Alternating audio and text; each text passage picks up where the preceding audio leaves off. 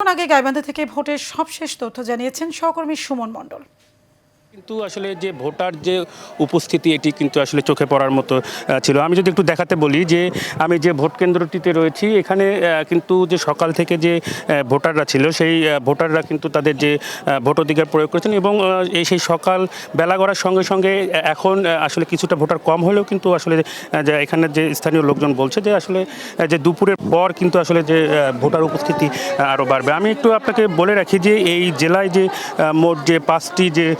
সংসদীয় যে আসন রয়েছে এই আসনে প্রায় কিন্তু 22 লাখের কাছাকাছি যে মোট ভোটার রয়েছে। তো আসলে এইখানে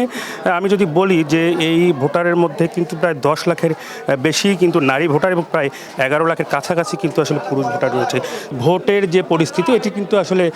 স্বাভাবিক রয়েছে। তো আরেকটা জিনিস আপনাকে বলে রাখি যে এই যে জেলায় কিন্তু যে